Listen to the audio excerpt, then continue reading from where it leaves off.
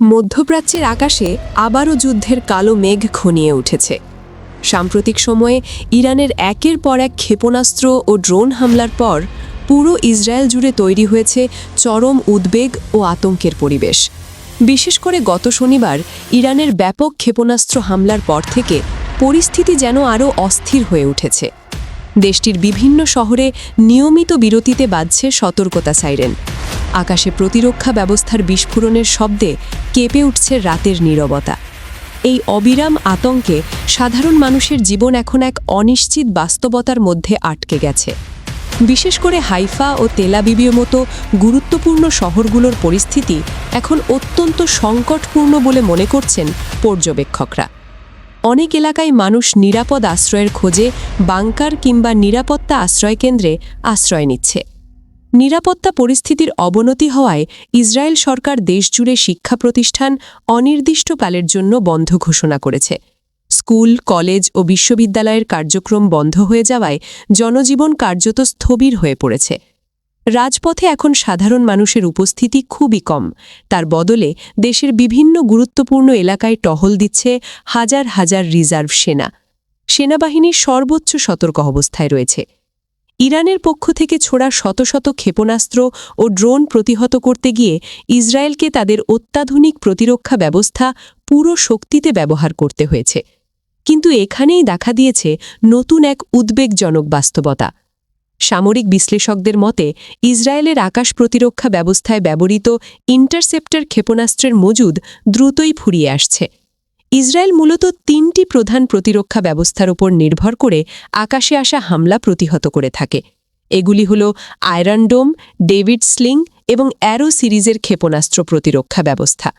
Iron ডোম সাধারণত স্বল্প পাল্লার রকেট প্রতিহত করতে ব্যবহৃত হয়। ডেভিড স্লিং মাঝারি পাল্লার ক্ষেপণাস্ত্রের বিরুদ্ধে কাজ করে।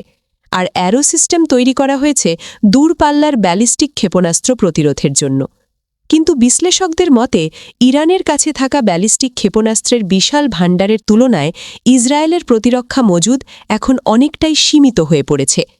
গত বছরের জুন মাসে মাত্র 12 দিনের একটি সংঘাতে ইসরায়েলের প্রতিরক্ষা ব্যবস্থার বিপুল পরিমাণ অস্ত্র ব্যবহার হয়ে গিয়েছিল।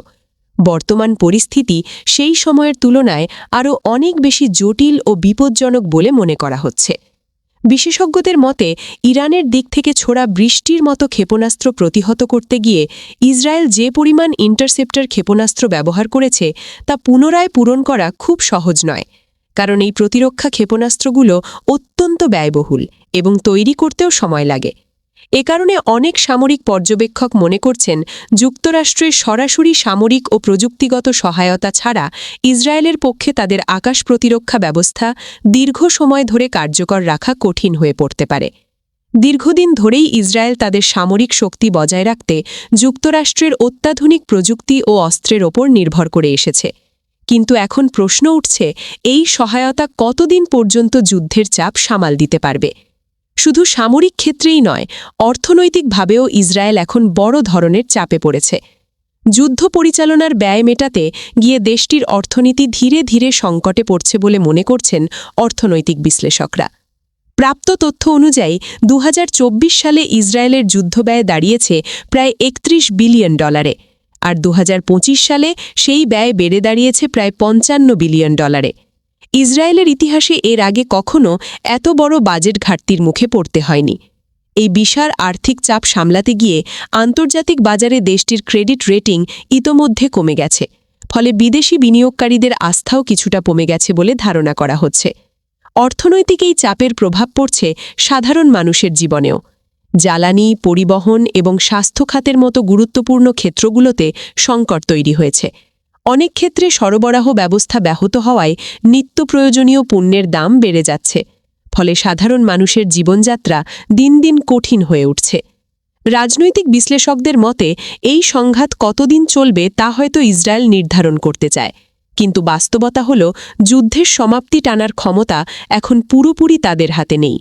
যদি কোনো কারণে যুক্তরাষ্ট্রের সামরিক সরঞ্জাম ও প্রযুক্তিগত সহায়তা কমে যায়, তাহলে ইসরায়েলের প্রতিরক্ষা কাঠামো বড় ধরনের চাপের মুখে পড়তে পারে।